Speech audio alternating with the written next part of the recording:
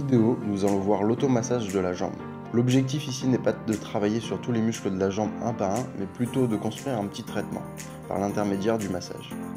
Vous y retrouverez les points les plus dysfonctionnels souvent retrouvés en ostéopathie. Dans quel cas utiliser cet automassage?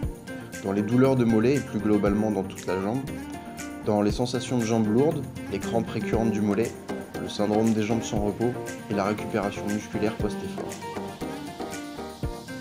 Asseyez-vous sur le sol, le genou amassé doit être fléchi.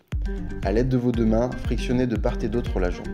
Faites plusieurs allers-retours du haut vers le bas et du bas vers le haut. Puis, à l'aide de la paume de vos mains, faites des allers-retours de haut en bas en mettant la pression uniquement quand vous allez vers le bas.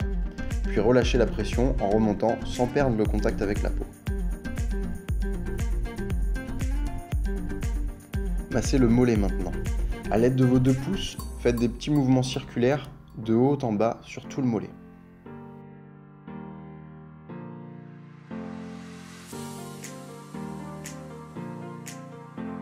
Travaillons maintenant le muscle solaire.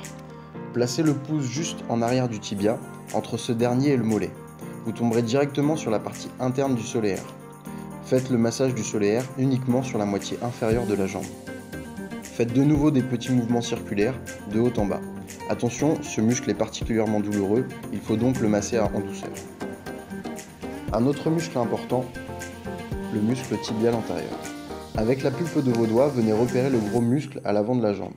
Une fois que le muscle est repéré, placez la pulpe de vos doigts en crochet sur le bord externe du muscle. La main vient en renfort sur vos doigts, puis faites l'action de ramener le muscle vers l'intérieur. Faites cette action uniquement au niveau de la moitié supérieure de la jambe. Faites de même avec le bord externe du muscle. Pour cela, vous devrez inverser vos mains et exercer la pression vers l'extérieur, comme si vous vouliez écarter le muscle de l'os. Puis, avec vos pouces, massez le tibial antérieur en exerçant une pression du haut vers le bas. Relâchez cette pression en remontant, mais toujours en gardant un contact avec la peau. Cet auto-traitement se termine par un massage drainant. A l'aide de vos paumes, massez toute la jambe en mettant cette fois la pression du bas vers le haut, pour ramener le sang du bas de la jambe vers le haut de la jambe. Gardez toujours un contact avec la peau quand vous relâchez la pression. Quelques points importants.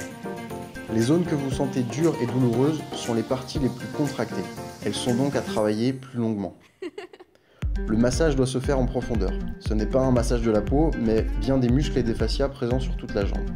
C'est pourquoi il est normal de ressentir une très légère douleur durant le massage. Vous pouvez utiliser une huile ou une crème, cependant, veillez à ne pas en mettre trop, sinon le contact sera trop glissant pour être efficace. De plus, l'action du massage ne consiste pas à faire pénétrer la crème, mais bien à masser et de pétrir le muscle en profondeur.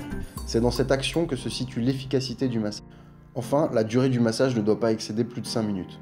En effet, il sera bien plus efficace de répéter l'automassage sur plusieurs jours en y passant 2 à 3 minutes.